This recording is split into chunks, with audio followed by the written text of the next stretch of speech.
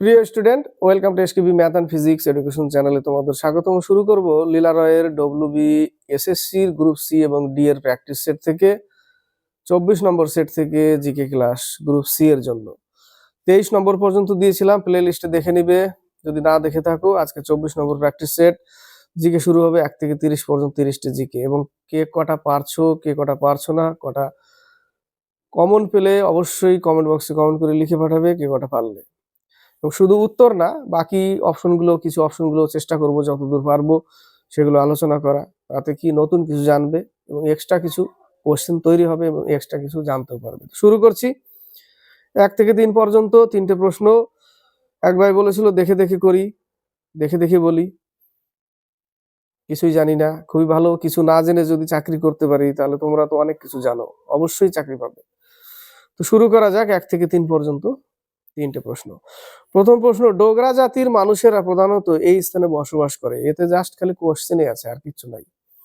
ডোগরা জাতির মানুষেরা বসবাস করে জম্মু কাশ্মীরের আশেপাশে, ডোগর স্থান যেগুলো, ডোগর সেখানে, বা পাঞ্জাব হিমাচল প্রদেশের আশেপাশে। তো ডোগরা জাতির মানুষেরা প্রধানত এই স্থানে বসবাস করে পীর পাঞ্জালের দক্ষিণ অংশে। উত্তর 1 নম্বর, পীর পাঞ্জালের দক্ষিণ অংশে, 1 2 নম্বর, নিচের কোনটি ঘনীভবনের রূপ নয়? ঘনীভবনের উদাহরণও না, যেটা একটা রূপ না। অপশন পড়ো, বুঝতে পারবে। ঘনীভবনের রূপ না কোনটা? বৃষ্টিপাত ঘনীভবনের রূপ না। বাকিগুলো কিন্তু রূপ, শিশির, কুয়াশা, মেঘ, এগুলো ঘনীভবনের রূপ। বৃষ্টিপাত ঘনীভবনের রূপ না। উত্তর কি হবে? ডি নম্বর। 3 নম্বর, কাথিয়াবার উপদ্বীপ অবস্থিত ড্যাশ রাজ্যে। এটাও ইম্পর্টেন্ট প্রশ্ন, বা এটাও জানতে পারবে। কাথিয়াবার, উত্তর কি হবে? 3 ডি নম্বর, গুজরাট। 4 থেকে 6, নিচের কোন শস্যটি বাগিচা কৃষির অন্তর্ভুক্ত? বাগিচা কৃষির অন্তর্ভুক্ত, উত্তর হচ্ছে আখ, সি নম্বর, গান্না, ইক্ষু, সি নম্বর আখ, বাগিচা কৃষির অন্তর্ভুক্ত। 5 নম্বর, ভারতীয় সংবিধানের রক্ষাকর্তা কাকে বলে? ভারতীয় সংবিধানের রক্ষাকর্তা কে? সংবিধানকে কে রক্ষা করে? উত্তর কি হবে? অপশন এটা পারবে, রাষ্ট্রপতি না। ভারতের সংবিধানের রক্ষাকর্তা সুপ্রিম কোর্ট। উত্তর কি হবে? সুপ্রিম কোর্ট, 5 ডি নম্বর। 6 নম্বর, নিচের কোনটি অসস্যল বীজ, যে বীজে শস্য থাকে না? অপশন দেখলেই বুঝতে পারবে, যে বীজে শস্য থাকে না, অসস্যল বীজ, সেটা হবে আম।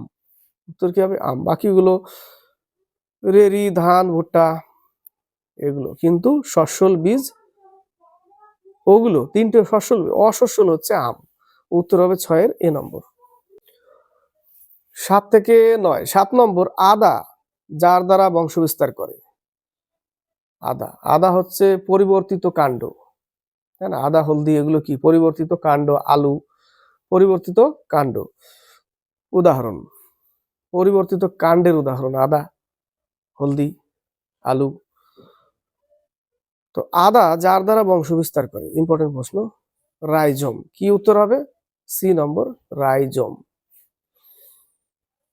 8 নম্বর, প্রয়োজনে কোন পাখিটি পিছন দিকে উঠতে পারে? পিছনে বলো, আগে বলো, উপরে বলো, ডায়ে বলো, বায়ে বলো, যেদিকে বলো, সব দিকে উঠতে পারে। হামিং বার্ড, 8 সি নম্বর, হামিং বার্ড, হামিং পাখি। 9 নম্বর, ভলভক্স শৈবাল, একটা গ্রিন অ্যালগি, সবুজ শৈবাল। এটা কি ধরনের? এককোষী না বহুকোষী না কি দ্বিকোষী? সেটাই বলেছে। এটা অনেকগুলো কোষ দিয়ে তৈরি, সেই জন্য এটা কি হবে? বহুকোষী।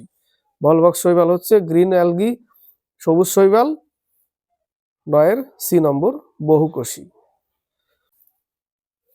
10 থেকে 12, 10 নম্বর, মাইটোসিসের কোন দশায় ক্রোমোজোমগুলি VJL অথবা আই আকৃতির হয়? মাইটোসিসের কোন দশাতে এই আকৃতিগুলো হয়? অ্যানাফেজ দশায়। উত্তর মনে রাখবে, এটা ইম্পর্টেন্ট প্রশ্ন। অ্যানাফেজ, 10 সি নম্বর, অ্যানাফেজ দশা। 11 নম্বর, হাইড্রোজেন বোমা কোন বিক্রিয়ার ভিত্তিতে তৈরি হয়েছিল বা তৈরি হলো? হাইড্রোজেন বোম পারমাণবিক সংযোজন, নিউক্লিয়ার ফিউশন, পারমাণবিক সংযোজন। হাইড্রোজেন বম, সূর্যে যে শক্তি উৎপন্ন হয় সেটাও। পারমাণবিক বম সেটা হচ্ছে পারমাণবিক বিভাজন। পারমাণবিক বিভাজন হচ্ছে পারমাণবিক বম, পরমাণু বম যেটা। ঠিক আছে, হাইড্রোজেন বম পারমাণবিক সংযোজন। Nuclear fusion hydrogen. হাইড্রোজেন বোমার উত্তর কি হবে? বি নম্বর, পারমাণবিক সংযোজন বিক্রিয়া। সূর্যে যেরকম চারটা হাইড্রোজেন ভেঙে, চারটা হাইড্রোজেন মিলে একটা হিলিয়াম তৈরি হয়, তাই না? একটা হিলিয়াম তৈরি হয়, চারটা হাইড্রোজেন মিলে একটা হিলিয়াম। ওইখানেও সংযোজন হয়, মানে এক জায়গায় হওয়া। আর বিভাজন মানে একটা থেকে ভেঙে টুকরো টুকরো হওয়া। ক্লিয়ার? এইভাবে মনে রাখবে, বিশেষ করে ভালো মনে থাকবে। সবচেয়ে হালকা ধাতুটি, সবচেয়ে হালকা ধাতু লিথিয়াম, সবচেয়ে ভারী ধাতু সিজিয়াম। না, সিজিয়াম না। সবচেয়ে হালকা ধাতু লিথিয়াম, সবচেয়ে ভারী ধাতু হচ্ছে সিজিয়াম, সবচেয়ে ভারী ধাতু হচ্ছে অসমিয়াম। সিজিয়াম তো সব থেকে তেজস্ক্রিয় ধাতু, তাই না? সবচেয়ে বেশি বিক্রিয়া করে সেটা হচ্ছে সিজিয়াম, সিএস, সেটা সবচেয়ে বেশি বিক্রিয়া করে, সিএস সিজিয়াম। আর সবচেয়ে ভারী ধাতু হচ্ছে অসমিয়াম। মনে রাখবে, একটু মিস্টেক হচ্ছিল সিজিয়াম আর অসমিয়াম নিয়ে। সবচেয়ে ভারী ধাতু অসমিয়াম, সবচেয়ে হালকা ধাতু লিথিয়াম, সবচেয়ে বেশি বিক্রিয়া করে ফ্রান্সিয়াম, কিন্তু প্রকৃতিতে দুর্লভ, খুব কম পাওয়া যায় বলে ওকে সিজিয়াম রেখেছে ওই জায়গাটা, ফ্রান্সিয়ামের জায়গায় সিজিয়াম, সিএস আসে এটা প্রশ্ন। তো ক্লিয়ার হলো? সব থেকে হালকা ধাতু লিথিয়াম, সব থেকে ভারী ধাতু অসমিয়াম। ক্লিয়ার? আর সিজিয়াম হচ্ছে সব থেকে বিক্রিয়াশীল ধাতু, সিজিয়াম। বাকিগুলো সোডিয়াম থেকে আসে, চাকু দিয়ে কাটা যায়, কেরোসিন তেলে রাখা হয়। কোন ধাতু সবচেয়ে সহজে চাকু দিয়ে কাটা যায়? সোডিয়ামকে। কোথায় রাখা হয়? কেরোসিন তেলে। ক্লিয়ার? পটাশিয়ামের চিহ্ন দেয়, পটাশিয়ামের চিহ্ন কি? কে।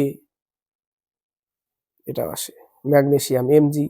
তো 12 উত্তর হচ্ছে লিথিয়াম। হালকা ধাতু। ভারী ধাতু অসমিয়াম। বেশি বিক্রিয়াকর ধাতু সিজিয়াম। 12 বি নম্বর। 13 নম্বর 14 নম্বর, ইউআরএল এর পুরো নাম কি? ইউআরএল এর পুরো নাম হচ্ছে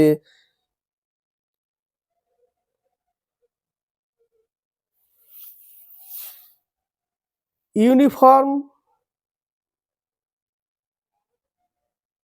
রিসোর্স, ইউনিফর্ম রিসোর্স লোকেটর। 13 নম্বর, ইউনিফর্ম রিসোর্স লোকেটর, এ নম্বর অ্যান্সার। 14 নম্বর, প্রথম এশিয়ান গেমস ড্যাশ সালে ড্যাশতে অনুষ্ঠিত হয়? নতুন দিল্লি, 1951 সাল অনুষ্ঠিত হয়। 14 ডি নম্বর অ্যান্সার। 15 নম্বর প্রশ্ন, ভারত ছাড়ো দিবস, নাগাসাকি দিবস পালিত হয়? ভারত ছাড়ো দিবস 8ই আগস্ট। ভারত ছাড়ো দিবস হচ্ছে 8ই আগস্ট। এখানে বলেছে ভারত ছাড়ো দিবস, নাগাসাকি দিবস পালিত হয়।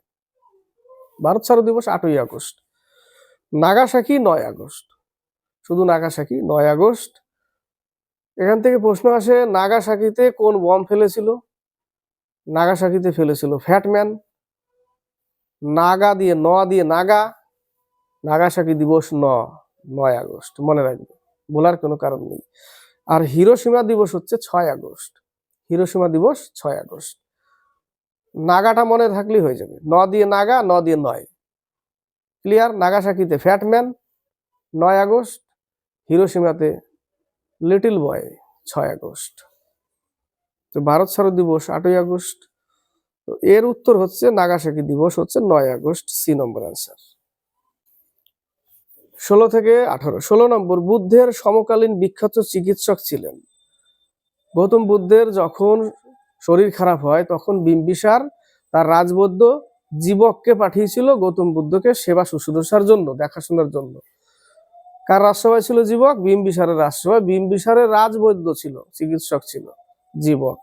এই জীবককে পাঠিয়েছিল বুদ্ধকে চিকিৎসা করার জন্য। তো বুদ্ধের সমকালীন বিখ্যাত চিকিৎসক ছিলেন জীবক, ডি নম্বর। বাকি কৌটিল্য, অর্থশাস্ত্র, চাণক্য, বিষ্ণুগুপ্ত, চরক কনিষ্কের রাজসভায় ছিল, চরক সংহিতা রচনা করে, এও চিকিৎসক ছিল। 17 নম্বর, রজমনামা যে গ্রন্থটির ফার্সি অনুবাদ সেটি ছিল কার অনুমতিতে হয়েছিল? আকবরের অনুমতিতে। এই রজমনামা সংস্কৃত ভাষা থেকে ফার্সি ভাষা অনুবাদের জন্য ফৈজি, বদায়ুনি, আরেকজন নাম ছিল কি মনে পড়ছে না, তিনজন মিলে এই মহাভারতকে ফার্সি ভাষায় অনুবাদ করেছিল। কার আদেশে? আকবরের আদেশে। ক্লিয়ার? তো মহাভারত যার অর্থ, এই রজমনামা যার কথার অর্থ হচ্ছে যুদ্ধের বই, যুদ্ধের পুস্তক, রজমনামা।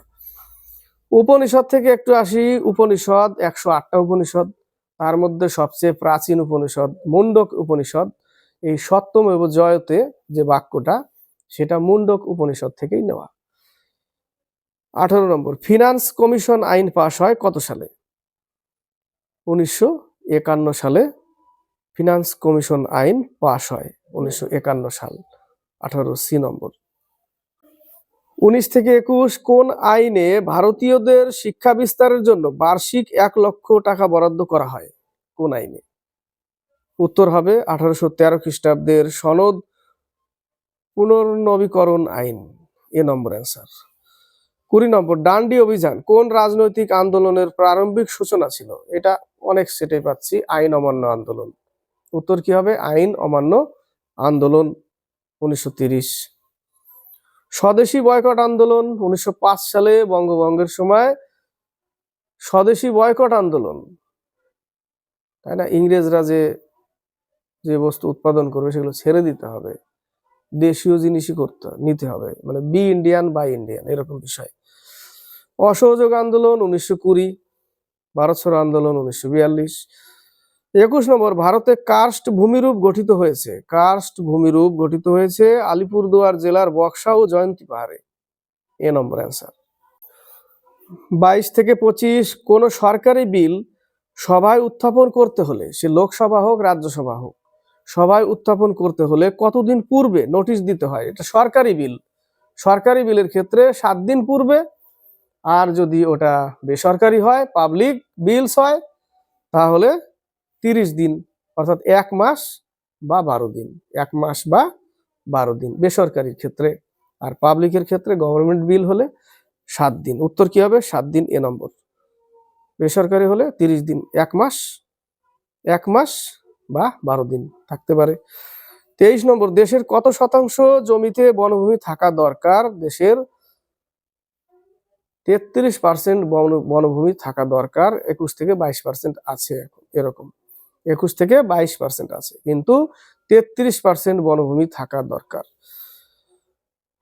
24 নম্বর, কাকাবাবু চরিত্রের স্রষ্টাকে? কাকাবাবু সুনীল গঙ্গোপাধ্যায়। কাকাবাবু হচ্ছে সুনীল গঙ্গোপাধ্যায়, উত্তর এ নম্বর।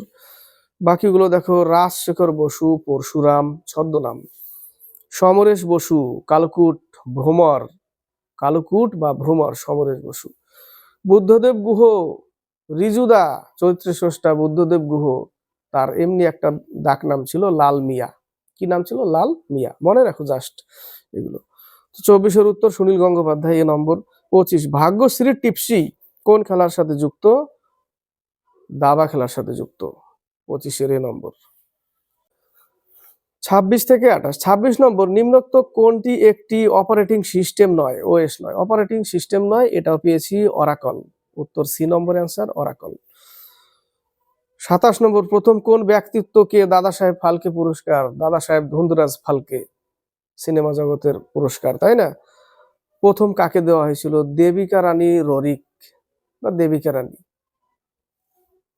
দেবিকা রানী, উত্তর ডি নম্বর অ্যান্সার।